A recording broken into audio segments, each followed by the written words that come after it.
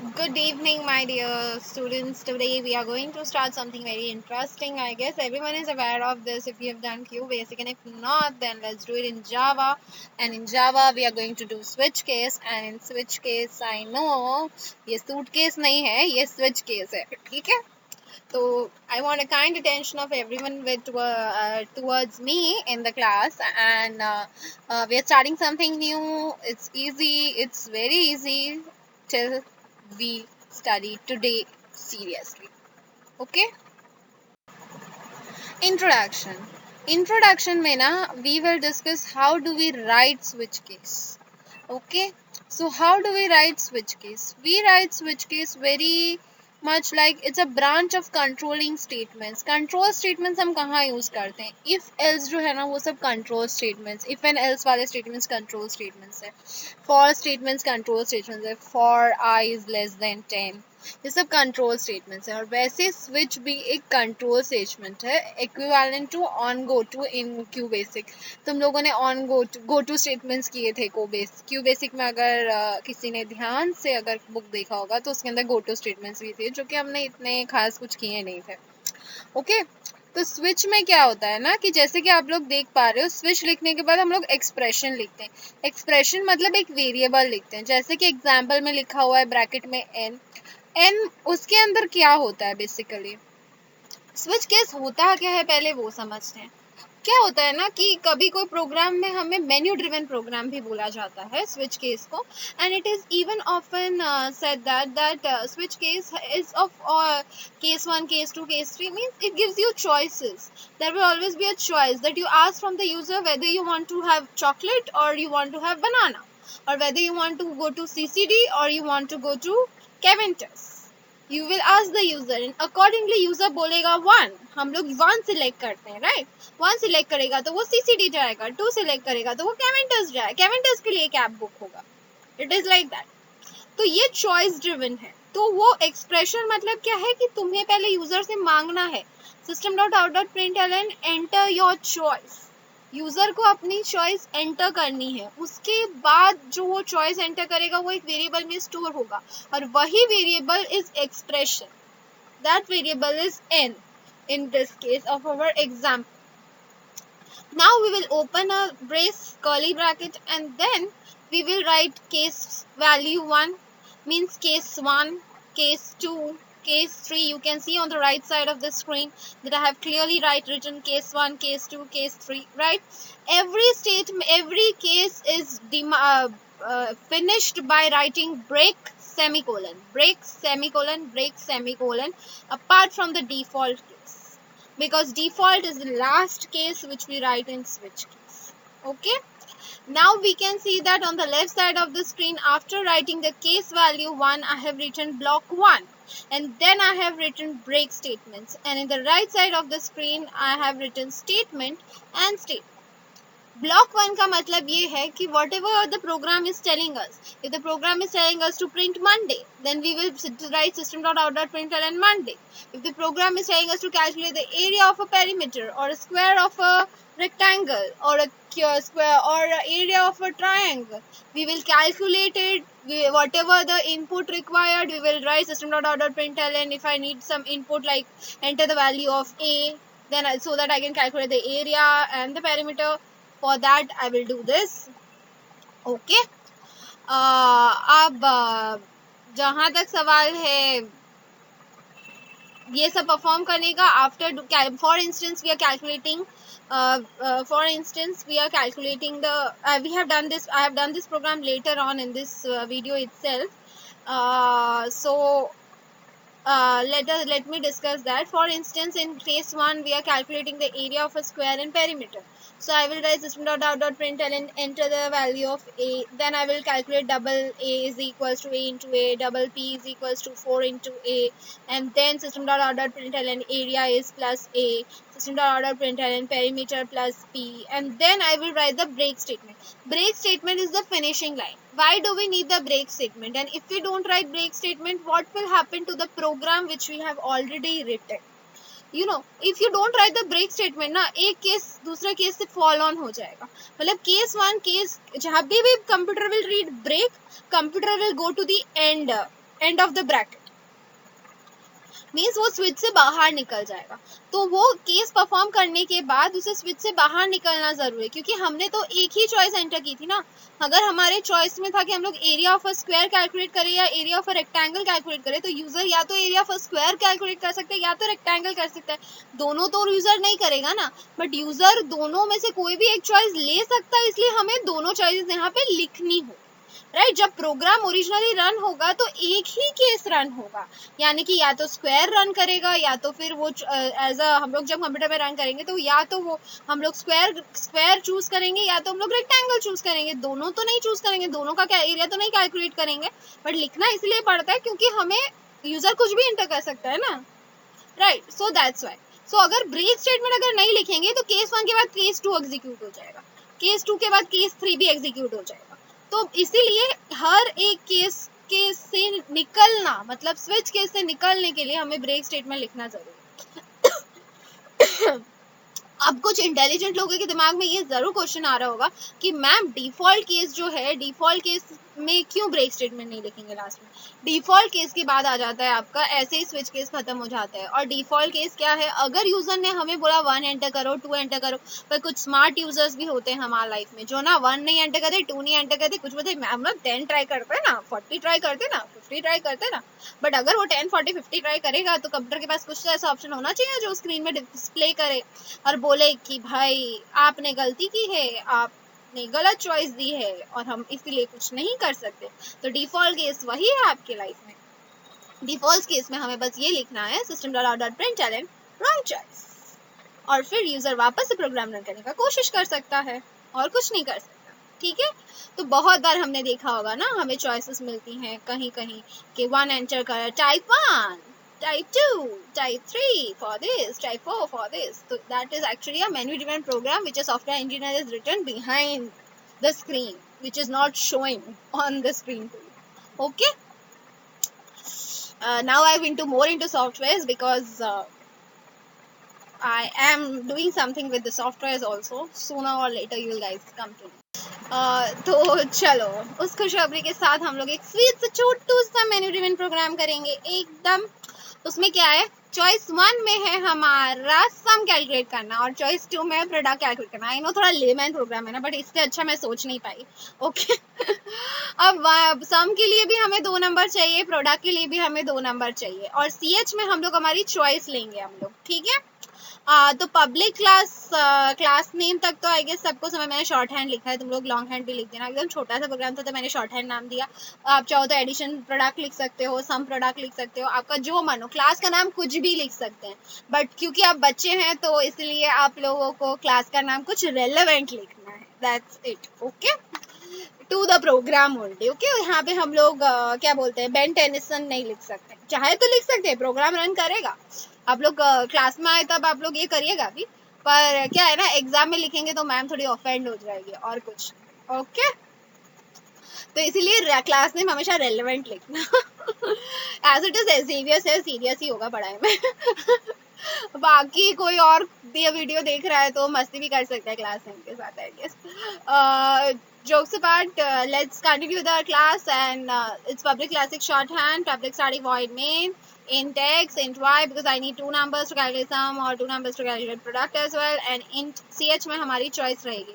अब पहले मुझे यूजर को बताना होगा, एंटर अगर मैं नहीं बताऊँ 1 में क्या होगा, 2 में क्या होगा, तो यूजर को क्या सपना आएगा कि 1 एंटर करेगा तो क्या होगा, 2 एंटर करेगा तो क्या होगा, राइट।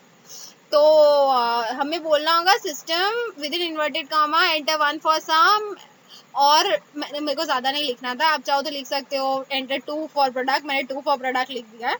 उसके बाद और एक लाइन आप ऐड करेंगे जो कि मैंने प्रोग्राम में नहीं लिखी है, और मैं हमेशा ऐसा करती रहूंगी ताकि आप वीडियो स्किप ना करें और स्क्रीन को सिर्फ कॉपी करने का काम ना करें, ठीक है। तो सिस्टम डॉट आउट, आप लोग सोचते हैं मैम गलतियां करती, इतनी गलतियां करती मैम, जानबूझ के करती है एक्चुअली। बहुत बार तो मैं जानबूझ के करती हूँ, क्लास नेम सेम लिख देती हूँ, सब कुछ ये कर देती हूँ, वो कर देती हूँ, ताकि आप गलतियां पॉइंट आउट करें, तब मुझे पता चलेगा ना कि आप पढ़ रहे हैं कि नहीं पढ़ रहे हैं, ठीक है। तो आज का क्लास मैं हिंदी में ले रही हूँ बिकॉज मुझे बहुत मजा आ रहा है हिंदी बोलने में. If somebody wants to listen to my English, then they know that I can speak in English as well. You can go through the past videos as well. So anyways, let's get back to the English language only because a lot of them understand English. English is not our mother language. Hindi is also not our mother language. Everyone has their own different mother languages. Anyways, this is not a class on language and competence. तो मैं चाहूँ भी तो professionally नहीं behave कर सकती ना. I wonder why. Forget. तो इसके बाद वाली जो लाइन एंटर करनी है वो मैं बताती हूँ आपको. क्या लिखना है? System dot out dot println enter your choice. Mark it. आपको एंटर योर चॉइस लिखना है, लिखना है, लिखना है. और ब्रैकेट बंद करके विद इन लिखना है. System dot dot println inverted comma open enter your choice inverted comma close bracket close semicolon. उसके बाद हम लोग स्विच चालू करेंगे. वो CH के अंदर वो चॉइस स्टोर हो जाएगी. 1 के लिए वो सम या तो 2 के लिए प्रोडक्ट. फिर क्या करेंगे? केस 1 में हम लोग को 2 नंबर्स चाहिए तो हम लोग लिखेंगे एंटर 2 नंबर्स. या चाहो तो आप ये स्टेटमेंट को स्किप भी कर सकते हो. मैंने वैसे भी 2 नंबर का इनपुट ऊपर में लिया ही है. जब आप प्रोग्राम रन करेंगे कोशिश करेंगे तो 2 नंबर का इनपुट आएगा ही वहाँ. तो सीधा double S is equal to x plus y. System dot dot println sum. S आप चाहो तो within inverted comma the sum is inverted comma close plus S लिख सकते हैं. मैंने शॉर्ट में फिनिश करने का कोशिश किया है. मेरा ब्रेक का B कैपिटल हो गया है बाय मिस्टेक. आप ब्रेक का B को हमेशा स्मॉल लिखेंगे. Java is completely case sensitive. Let's not forget that. Okay. Case sensitive means uppercase and lowercase. Those who have studied with me, they know what is uppercase and lowercase. So break हमेशा lower case में होगा तो B हमेशा lower case में होगा with semicolon. Again 2 number का input लेंगे और फिर हम लोग चाहो तो ये स्किप कर सकते हो. ऊपर मैंने इनपुट ऑलरेडी ले लिया है. And then we will calculate the product means double P is equals to x into y. System dot out println within inverted comma product is plus P लिख सकते हैं या तो ऐसे ही P लिख सकते हैं. फॉर द टाइम बिंग मैंने शॉर्ट में फिनिश किया. डिफॉल्ट केस देना क्यों ज़रूरी था ये आप कमेंट करके मुझे बताएंगे. और that's it. With this we end this program and will close 3 bases because I had opened 3 bases. Now let us understand a little bit of theory because मुझे थ्योरी में एक्चुअली पढ़ाती नहीं हूँ इतना. पर थ्योरी जो रेलेवेंट थ्योरी है ना वो मैं ज़रूर पढ़ाती हूँ. मेरे पास ना you will not get anything बकवास. स्कूल में जैसे बहुत सारी बकवास भी पढ़ाई जाती है मुझे पता है. एक्स्ट्रा वाले नॉलेज जो होते हैं करके जो हमें एज अ स्टूडेंट फिर बाद में पता चलता है ये सब तो एग्जाम में आता ही नहीं यार. ये ऐसे बेकार में लेक्चर देते हैं लोग. तो मैं ना ऐसे बेकार में लेक्चर देने वालों में बिलीव नहीं करती. मैं बिलीव करती हूँ जो आता है जितना आता है उतना ही पढ़ाना है और उतने में आप लोगों को मार्क्स लेके आने. मेरा काम है आपको उतना ही पढ़ाना जितना आपको अल्टीमेटली हेल्प करे आपके एग्जामिनेशंस में. तो there is always a difference और a comparison which is seen in 2 mark या 1 mark या ऐसे थ्योरी में they keep asking it. So that's why I have put it in my slide that what is the comparison और difference between switch and if and else. If and else सबने किया है I guess. By far conditional statements मैंने पढ़ा दिए हैं. For भी मैंने ऑलमोस्ट फिनिश कर दिया. वाइल भी मैंने पढ़ा दिया और मैं अभी स्विच भी पढ़ा रही हूँ. सी मैं एक नॉर्मल पेज से जा रही हूँ. कंप्यूटर अगर तुम्हारे स्कूल में स्टार्ट होगा तो तुमको पता चलेगा कि तुम लोग कितने अच्छे पोजीशन पे हो बाकी लोगों से. और नहीं हो तो फिर वो भी समझ लेना कि नहीं हो. क्यों नहीं हो? क्योंकि अपनी गलतियों की वजह से क्लासेस नहीं किए हैं. और स्कूल में आई नो स्टार्टिंग में काफ़ी थ्योरी पढ़ाई जाएगी और फिर प्रैक्टिकल्स पे आएंगे. बट अल्टीमेटली एग्जाम में प्रैक्टिकल्स का वेटेज ज़्यादा है और थ्योरी का कम. ये याद रखना. पर I know because of corona कुछ भी हो सकता है तो I don't know that. Okay. अब मेरे को एक बात बताओ कि हाँ the if else statement is use for manipulating multiple conditions. मतलब बहुत सारी कंडीशंस जब हमें दी हुई होती ना तब उन्हें मैनिपुलेट करने के लिए हम इफ एल्स स्टेटमेंट्स यूज करते हैं. कब यूज करते हैं ये please understand this. Manipulating multiple conditions. Manipulating multiple conditions for example बोला जाता है अगर किसी को 50 से कम मिला तो उसको डी दो. सी दो. अगर 60 to 70 में है 70 to 80 में है तो भाई बी दो. अबव 80 या 90 है तो ए दो करके.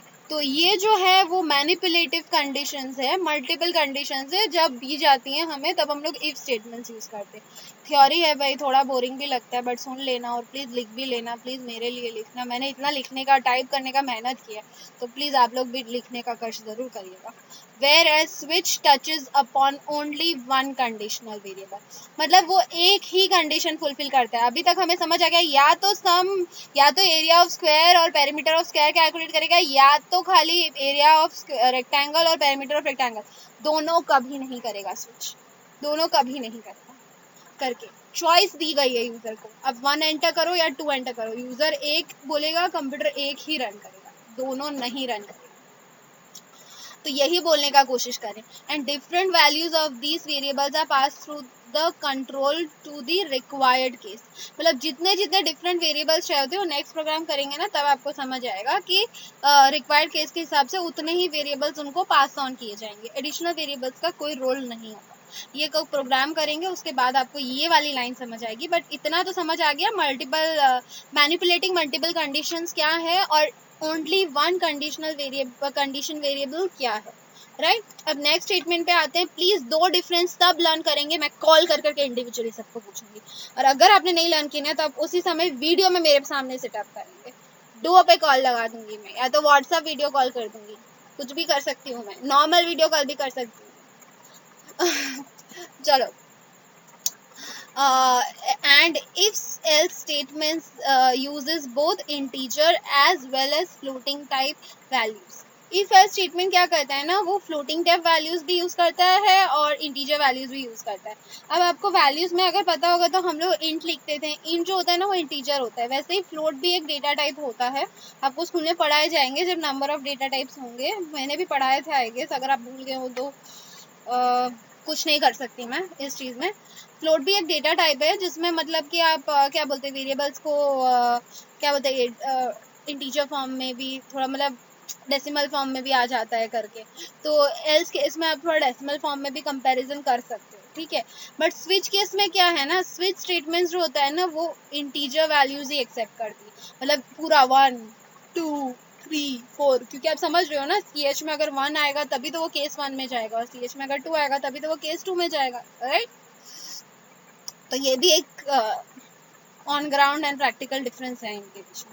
In switch statements, all the branches or compound statements are executed depending upon the value of the same variable.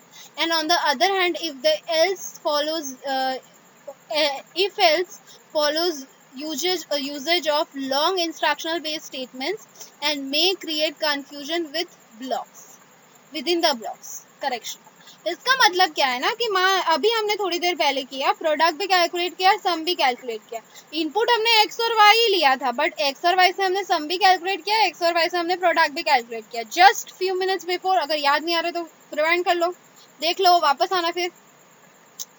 तो मेरा कहने का मतलब है कि सेम वेरिएबल से ही प्रोडक्ट हो गया, सेम वेरिएबल से ही हो गया, तो क्या है कि ऑल द ब्रांचेस, मतलब case 1 case 2 all the branches हो गए, और कंपाउंड स्टेटमेंट्स, मतलब ये इसको कंपाउंड स्टेटमेंट से बोल सकते हैं, are executing depending upon the value of the same variable. Same variable के बेसिस पे ही, तो अगर x में मैंने 5 एंटर किया होता और मैंने 3 एंटर किया होता y में, तो सम कैलकुलेट करती तो आंसर 8 आता, प्रोडक्ट कैलकुलेट करती तो 15 आता, तो पर x और y तो वही है ना, 5 और 3 है ना, वो थोड़ी बदल रहे हैं, कहने का मतलब ये है। तो माई पॉइंट इज दैट कि यूजर से जब आप मतलब कर रहे हो तो वो मतलब क्या बोलते हैं ना कि इस केस में ये चीज हो सकता है, स्विच केस में ये हो सकता है, बट इफ एल्स वाले में क्या है, इफ एल्स वाला follows using long instruction statement. वो if a is less than 10, then a is greater than 90, then print average is greater than 90, then print excellent. If average is less than 90 but between 80, then print good. Below 80 print well done। तो ये क्या है ना कि same variable थोड़ी use हो रहा है, वो पैरामीटर्स कंडीशनल स्टेटमेंट्स वो बदल जा रही हैं, राइट। तो वो क्या होते हैं ना, लॉन्ग स्टेटमेंट्स भी हैं, राइट और उसके बेसिस पे कुछ कंफ्यूजन्स भी क्रिएट हो सकते हैं। स्टूडेंट को समझना है कि 70 to 80 में गुड प्रिंट करना है कि एक्सीलेंट प्रिंट करना है, तो कुछ और भी कर सकता है। तो वो यही बोलने का कोशिश कर कि इफ कंफ्यूजन क्रिएट करता है बट स्विच कंफ्यूजन नहीं क्रिएट करता है। स्विच क्या करता है कि एक ही सेम वेरिएबल पे भी काम कर सकता है, बल्कि इफ सेम वेरिएबल्स पे कभी काम नहीं करता करके। आई होप ये कंपैरिजन का मेरा छोटा सा जो इनिशिएटिव है आप जरूर लर्न करने का कोशिश करेंगे। As it is, as a teacher, I have never told you to learn any theory which is not relevant in your exam. So please genuinely learn this. Okay? It's just for your exams. We are doing this. So do write these because फिर बाद में नहीं लिखोगे आप, तो पक्का लिखोगे। लिख के फोटो खींच के मुझे व्हाट्सएप करोगे, मुझे सबकी हैंडराइटिंग देखनी। अब जो है ना एक छोटा सा प्रोग्राम जो मैंने बोला था ना एरिया एंड पेरीमीटर वाला, वही प्रोग्राम मैंने किया है। आप चाहे तो क्वेश्चन रीड कर सकते हैं, मैं 5 मिनट चुप हो जाती हूँ। Write a program to enter and perform the following, मतलब कि कुछ एंटर करना है और परफॉर्म करना है ये फॉलोइंग। चलो फ्रेमिंग ऑफ द क्वेश्चन थोड़ी ऊपर नीचे है बट दिल पे मत लेना, करके दिल से क्वेश्चन बनाया है उस पर ध्यान देना। Enter a number and calculate the area of square and perimeter. Enter 2 numbers and calculate the area of a rectangle and perimeter. Okay, तो अब क्योंकि मैं एक्चुअली डिस्कस कर चुकी हूँ, तो देखो enter 1 for area of perimeter, enter 2 for area of rectangle and perimeter. उसका रेक्टेंगल और perimeter, actually area and perimeter ही लिखना चाहिए था, मैं थोड़ा ऊपर नीचे कर दिया।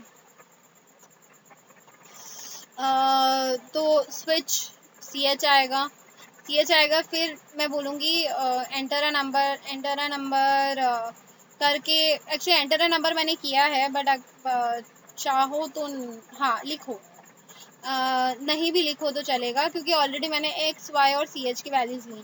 अब यहाँ पे ना स्टूडेंट के दिमाग में ये आएगा कि मैम अगर केस 1 एग्जीक्यूट हुआ तो खाली हमें एक्स की वैल्यू चाहिए होगी, बल्कि केस 2 एग्जीक्यूट हुआ तो वाई की वैल्यू चाहिए होगी, पर आप तो तीनों वैल्यू अभी से मांग रहे हो करके। हाँ मैं तीनों अभी से मांग रही हूँ क्योंकि अभी आपने पैरेंथेसिस इनपुट ही सीखा है, ना कि आपने स्कैनर क्लास और बफर रीडर नहीं सीखा है, तो इसलिए मैं पैरेंथेसिस इनपुट में दोनों ऐसे मांगना पड़ रहा है मुझे। I don't have a choice.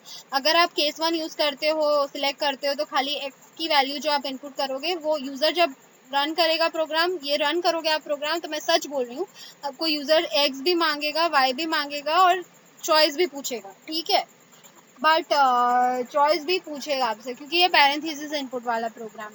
बल्कि हम स्कैनर क्लास करेंगे तब आपको समझ आएगा कि यूजर क्यों मैंने system dot out dot print enter a number लिखा है, क्योंकि उसके बाद स्कैनर का एक स्टेटमेंट भी आएगा और अकॉर्डिंगली चॉइस का भी स्टेटमेंट आएगा, सब कुछ आएगा। तो वो इनपुट जब सिखाया जाएगा, इनपुट ना आपको फर्स्ट सेमेस्टर में नहीं सिखाया जाता और अभी तो आपका कंप्यूटर्स चालू भी नहीं हुआ, इसलिए मैं आपको नहीं सिखा रही हूँ। बट ये प्रोग्राम ऐसे राइट, मतलब ऐसे रॉन्ग नहीं है। ओके, पैरेंथेसिस इनपुट में ऐसे ही होगा, कहने का मतलब ये, मतलब ये जो दिल में डाउट्स आ रहे हैं ना कि मैं एक वाई का वैल्यू तो यूज होगा ही नहीं अगर केस 1 एग्जीक्यूट होता है, हाँ नहीं होगा तो क्या फर्क पड़ता है, नहीं होगा, हम लोग 5 और 3 लिखेंगे पर खाली 5 से ही काम चल जाएगा करके, कंप्यूटर का फर्क नहीं पड़ता, हमें दिल पे जोर ज्यादा नहीं लेना है, समझ रहे? और अगर नहीं समझ आ रहा तो मुझे एक बार कॉल कर लेना, मैं अच्छे से समझा दूँ। और जहाँ तक सवाल है केस 1 में हम लोग एरिया कैलकुलेट करेंगे, double A x into x math dot पाओ A,2 भी कर सकते हो, x,2 भी कर सकते हो, और double p is equals to 4a 4 into x, area और पेरीमीटर प्रिंट किया, वैसे ही 2 नंबर लिया एक्स और वाई। एरिया कैसे, area for rectangle is x length into breadth, तो एक्स इंटू वाई, मैंने सेमीकोलन नहीं लिखा है, आप भी सेमीकोलन लिखिएगा। फिर double p is equals to 2 into l plus b, फिर वहाँ पे सेमीकोलन लिखना है, फिर एरिया प्रिंट करना है, पेरीमीटर प्रिंट करना है, और ब्रेक ब्रेक अगेन मेरा ब्रेक देखो बी कैपिटल हो गया है कि ना कंप्यूटर में ना फर्स्ट लेटर कैपिटल हो ही जाता है, कितने बार इरेज करें और कितनी बार करें करके। सॉरी, आप इसको स्मॉल करिएगा केस 1 के नीचे, ओके।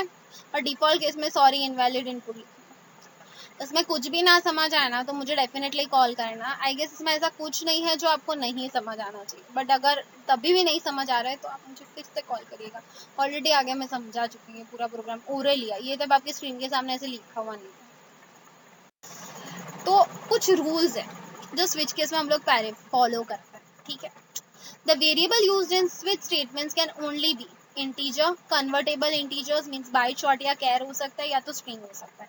अब बाइचॉर्ट और कैर तो आपने कभी यूज नहीं किया और स्ट्रिंग भी नहीं यूज किया है, तो अभी तक आपके जीवन में नहीं आया, तो आप खाली इंटीजर ही याद रखिएगा, ठीक है। फ्लोट नहीं हो सकता, ये तो क्लियरली हम लोग बोल चुके हैं। You can have any number of cases with in the switch, मतलब एन नंबर्स हो सकते हैं, मतलब 1 से लेके आप 400 तक भी जा सकते हो, case 1 case 2 case.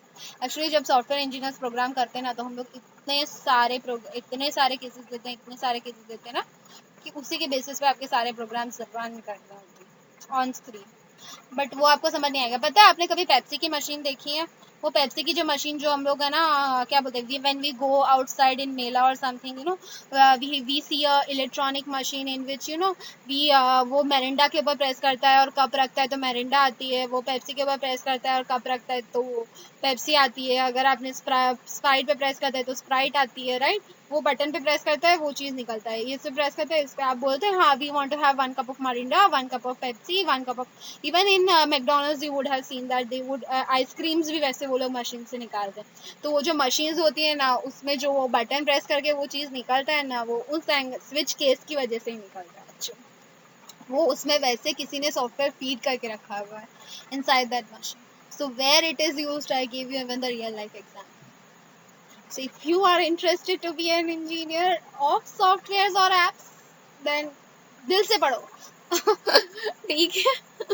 Anyways, coding is a part of the software engineers. Okay, coding is a part of software engineers. वो लोग डेली, अगर कोडिंग से लव नहीं है तो फिर कंप्यूटर लाइफ में कभी मत लेना, मेरा ये कहना, क्योंकि coding is the key to become a software engineer.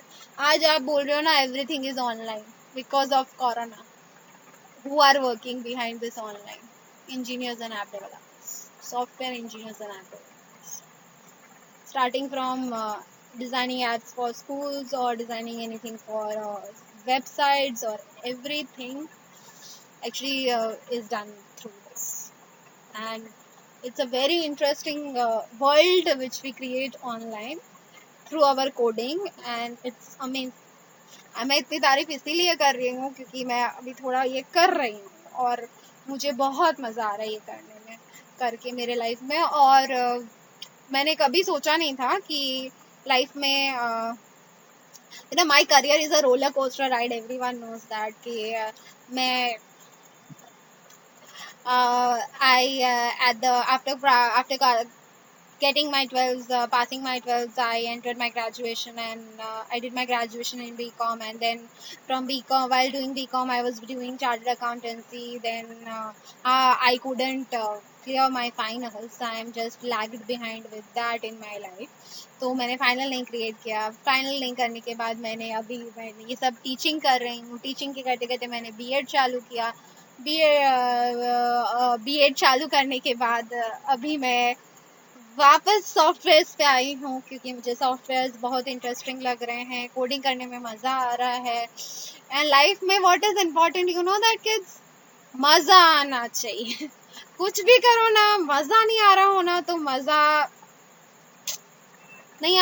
नहीं करना चाहिए वो चीज़। ये हमेशा याद रखना। लाइफ में पैसे कमाने में भी उतनी मज़ा नहीं है जितना वो करने में मज़ा है जो कि करने में आपको रियली खुशी मिलती है। तो मेरा ये जो है ना लेक्चर मेरे करियर को लेकर जो मैंने आपको रोलर कोस्टर राइड समझाई, वो मैंने इसीलिए समझाई क्योंकि ना लाइफ में सिर्फ पढ़ाना इंपॉर्टेंट नहीं होता है। You know people will come and teach you, भैं भैं भैं भैं करके चले जाएंगे, पर पढ़ना ही सिर्फ इम्पोर्टेंट नहीं है, जिंदगी जीना कैसे है ये सिखाना भी तो इम्पोर्टेंट है। और वो कोई नहीं सिखाता हमें। एज अ स्टूडेंट मुझे किसी ने नहीं सिखाया था कि लाइफ इतनी रोलर कोस्टर राइड्स लेती है।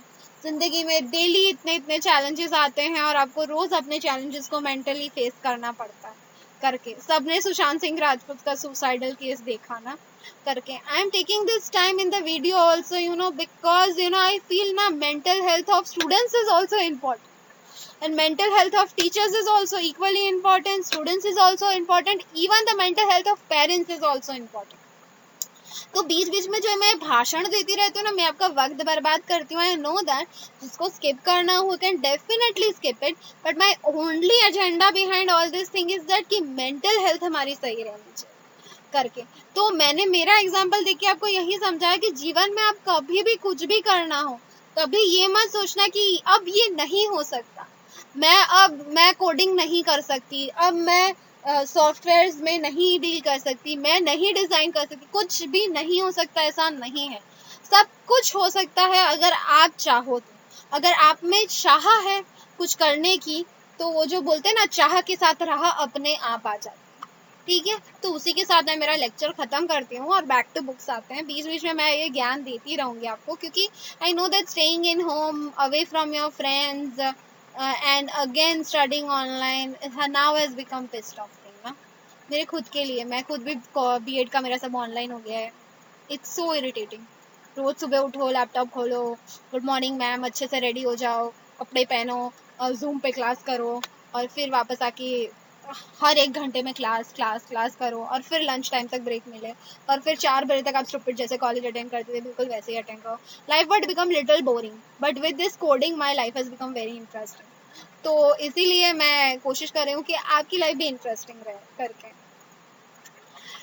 तो कुछ भी मोनोटोनस मत करिए, अलग अलग करिए, लाइफ के मजे उड़ाइए। अभी छुट्टियां मिली हुई है करके ये मत सोचिए, क्योंकि लाइफ किसी के लिए नहीं रुकती, लाइफ की कभी छुट्टी नहीं होती। ठीक है, value it because you have it.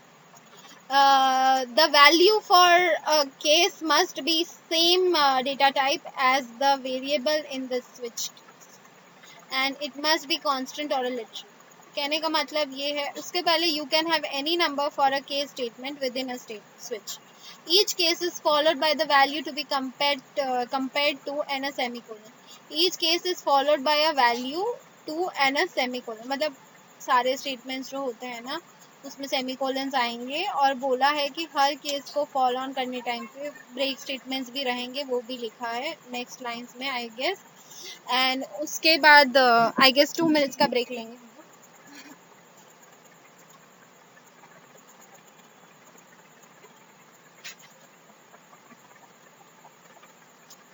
और फिर क्या करेंगे हम लोग, फिर हम लोग the value for the case must be same data type as the variable in the switch and it must be constant or literal. मतलब constant होना चाहिए, 1 या 2 होना चाहिए। आप है ना जब switch case का वो जो choice दे रहे हो तो 1.2 नहीं लिख सकते, ठीक है, ये बोल रहा है। फिर हर statement switch is on and equal to the case and the statement is followed by a break statement. ये तो सबको पता है, ताकि वो नेक्स्ट केस को रीड कर सके। When a break statement is reached, the switch terminates and the flow of the control jumps to the next line following the switch statement. मतलब जब break statement terminate हो जाता है, तो अगर ब्रैकेट के बाद भी मैंने अगर लिखा होता कुछ कि सिस्टम डॉट प्रिंटलन ये पी, तो वो प्रिंट करता एक्चुअली स्टूपिड एग्जांपल था, बट कहने का मतलब ये है कि स्विच के बाद थर्ड ब्रैकेट बंद, मैंने कर्ली ब्रैकेट बंद किया, उसके बाद मैंने दोनों ब्रैकेट्स भी बंद कर दिए, क्लास के और मतलब मेन के। अगर उसके बाद मैंने स्विच का ब्रैकेट बंद करने के बाद आप ट्राई करिएगा system dot out dot print लिख के इन्वर्टेड कॉमर्स में कुछ भी प्रिंट करने का, अगर वहाँ पे अगर कुछ भी लिखा होगा तो वो भी एग्जीक्यूट होगा। फिर आप मेन का ब्रेस बंद करो, फिर आप क्लास का ब्रेस बंद करो, तो यही लिखा है कि when switch terminates the flow of the control falls on the next line following the switch statement. मतलब स्विच स्टेटमेंट के बाद अगर नेक्स्ट लाइन कुछ हो तो उस पे आता है। हमने क्या किया, नेक्स्ट लाइन में हमने मेन का ब्रेस बंद कर दिया, उसके नेक्स्ट लाइन में हमने क्लास का ब्रेस, मतलब प्रोग्राम खत्म कर दिया।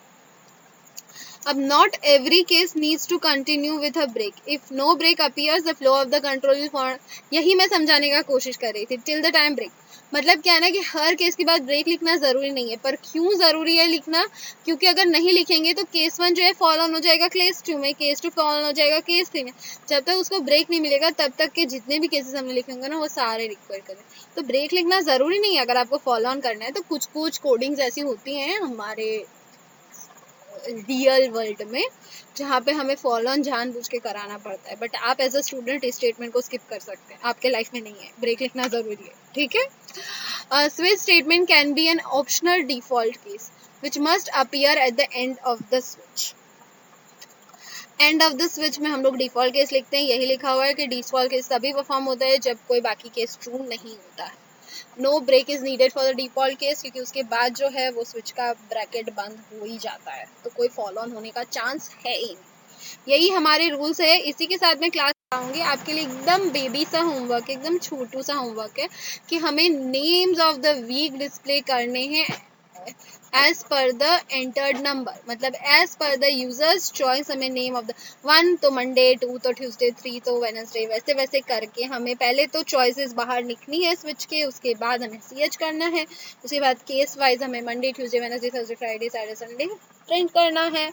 और ये प्रोग्राम आप मुझे करके डेफिनेटली दे सकते हैं, बहुत ईजी प्रोग्राम है। और इसी के साथ मैं प्रोग्राम क्लास खत्म करना चाहूँगी और मैं ये बोलना चाहूँगी कि हर एक छोटी beginning comes from a great thing. ये जो एक छोटी सी बिगनिंग है वो क्या बोलते हैं ना, एक बहुत बड़ी चीज़ से आई है लाइफ में। तो आपके जीवन में भी कोई भी छोटी सी बिगनिंग आ सकती है, कोई भी बड़ी चीज़ की वजह से। तो वो बड़ी चीज़ जो है वो आप कुछ वो ऐसा हो सकता है जिसकी वजह से हमारा लाइफ में कुछ हमें कुछ भी करना पड़े अभी। तो डरिएगा मत, घबराइएगा मत। अभी नया क्लास शुरू हुआ है, क्लास 9 में आ गए हैं आप, यू 9 क्लासेस, ऑनलाइन क्लासेस हैं, पढ़ाई होगी ठीक से नहीं होगी, there are midst of doubts, right? सब कुछ होगा। Only thing which you need is patience, calmness. So stay tuned to the channel, keep showering your love, do subscribe, like and share with your friends, whoever are facing any trouble in this understanding of Java or something, because it's open to everyone. It's not open to the people who are joined with me, but it's open to all the students till the time this lockdown continues and we are under this COVID online teaching system. Okay, so till then, take care. God bless you all. Stay safe and stay healthy.